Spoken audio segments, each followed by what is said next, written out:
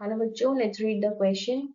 A uniform bar of length 3 meter and mass 3 kg is as shown in figure. Tension at a point in the bar at 1 meter from one end is option A 8 Newton, option B 6 Newton, option C 3 Newton and option D 0. तो बच्चों हम सबसे पहले बात करते हैं. Let us consider कि आपके पास एक बार है जिसका मास m है और लेंथ l है. तो आपके पास लीनियर मास डेंसिटी आ जाएगी. That will be lambda is equal to mass upon length.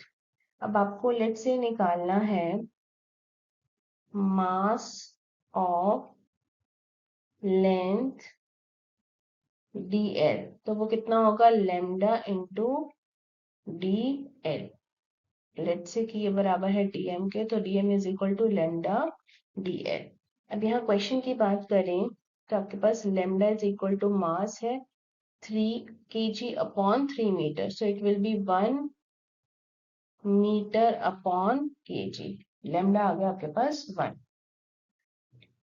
अब बात करते हैं मास ऑफ लेंथ 1 मीटर. तो वो है हमारे पास it will be equal to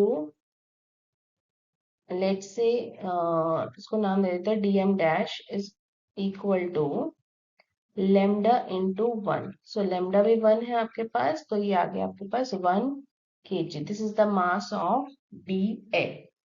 अब देखो बच्चों यहाँ पर एक पोर्शन है जिसका लेंथ 1 मीटर है और इसका मास आ गया 1 kg. तो बाकी बचा 2 मीटर, तो इसका मास कितना बचा 2 kg.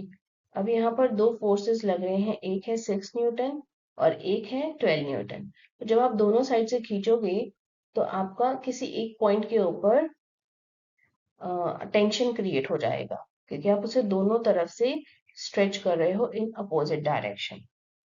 तो आपके पास अच्छा यहाँ पर ये वाला फोर्स ज्यादा है, ये वाला फोर्स कम है. तो अगर मोशन हो रहा है, body is in motion, so that means कि आपका वो किस डायरेक्शन में मूव करेगा, in the direction of 12 Newton. तो आपके पास जो एक्सेलरेशन है वो इस तरफ है. So acceleration will be equal to F upon m. Force है net force 12 minus 6 upon mass है 3. एक्सेलरेशन हो गया 2 मीटर पर सेकेंड का. ये आ गया आपके पास एक्सेलरेशन. देखो बच्चों हमने अभी मास डिस्ट्रीब्यूट किया. ये था 1 मीटर, ये है 2 मीटर, इसका 1 kg, इसका मास 2 kg. यहाँ पर फोर्स था 6 न्यूटन, यहाँ पर फोर्स है 12 न्यूटन. अब हमें इस पॉइंट पर टेंशन निकालना है. उसके लिए हम ये पार्ट कंसीडर कर लेते हैं. इधर फोर्स है 6 न्यूटन, इधर क्या हो जाएगा टेंशन, क्योंकि इस पॉइंट पर तो आपका टेंशन फोर्स है. ये है लेंथ 1 मीटर, मास है 1 kg. तो आपके पास एक्सेलरेशन आ गया है. अब अगर यहाँ पर हम बात करें फोर्सेस की, तो T माइनस 6 नेट फोर्स जो होगा वो क्या प्रोवाइड करेगा आपका, that will cause the motion. So T minus 6 is equal to m into acceleration.